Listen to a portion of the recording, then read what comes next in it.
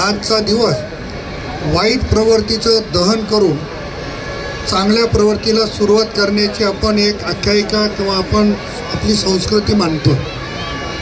म्हणून माझी आपल्या सगळ्याला विनंती आहे की तुम्ही असे रावण शोधा की जे रावण पुन्हा जाळायची गरज पडणार नाहीत। एकदा जळले की तो विषय संपते। असं पोकरणाने पुढाकार घेतला पाहिजे रावण शोधायचा। आणि ओमशेटला सगळे रावणं माहीत आहेत, त्या रावणाचं दहन या निमित्ताने आपल्याला करता आलं पाहिजे।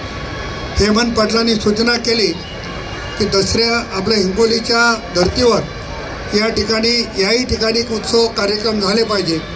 निश्चितपणानं पोकर्णा साहेबाच्या सोबत जर आपण सगळेजण राहिलो तर 10 दिवसाचे कार्यक्रम अतिशय हा काय कार्यक्रम याला पक्षीय स्वरूप न देता सगळ्यांनी मिळून जर ठरवलं तर मला वाटतं की एक चांगला संदेश आणि चांगला कार्यक्रम या ठिकाणी होऊ शकतो।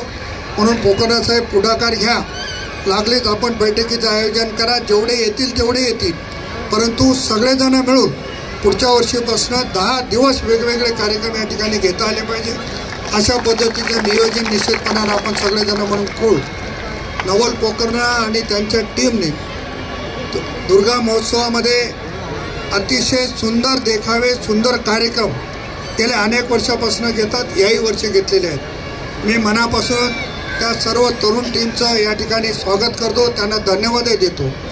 आणि आजच्या दिवशी या रावणाचं दहन करून चांगल्या प्रवृत्तीला, चांगल्या गोष्टीला आपण उद्यापासून चालना द्यावी अशा पद्धतीची अपेक्षा व्यक्त करतो। परत एकदा दसऱ्याच्या, विजयादशमीच्या आणि धम्मपरिवर्तन दिनाच्या खूप खूप शुभेच्छा देतो।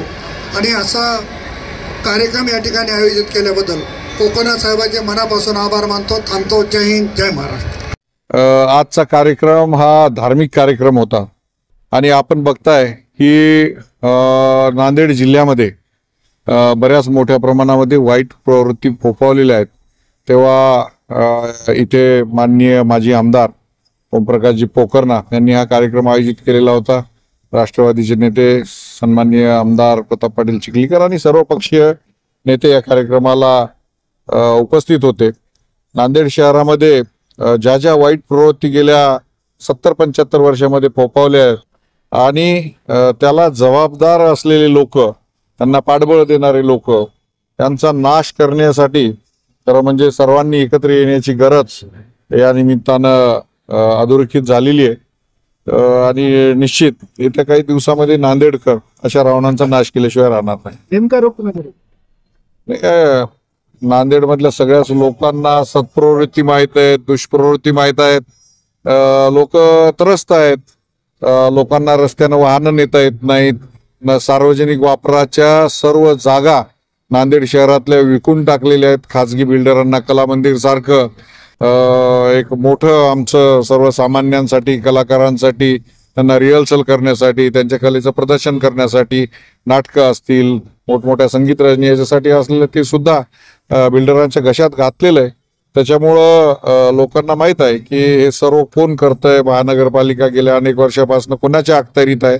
निश्चित जनता या सर्व लोकांच्या विरोधात एक दिवस रस्त्यावर उतरणार आहे आणि त्याच्यामध्ये मी पण असणार आहे। जरांगे पाटलांनी सांगितलं की दिवाळीपर्यंत अल्टिमेटम दिलाय शेतकऱ्यांचं। निश्चित सरकारची सुद्धा भावना आहे। मोठ्या प्रमाणामध्ये शेतकऱ्यांचं नुकसान झालेलं आहे। पिकं 4-4, 5-5 दिवस पाण्याखाली होती आणि एकही रुपया आता शेतकऱ्यांना मिळणार नाही। अशा परिस्थितीमध्ये ज्या वेळेस माननीय एकनाथ शिंदे साहेबांनी NDRFच्या दुप्पट पैसे देण्याचा निर्णय घेतला होता, ही मागणी माननीय मुख्यमंत्र्यांकडे सुद्धा मी केलेली आहे। आणि निश्चित एक संवेदनशील मुख्यमंत्री आहेत, ते निश्चित याच्या संदर्भामध्ये येत्या काही दिवसात निर्णय घेतील आणि सर्व शेतकऱ्यांना मदत करतील।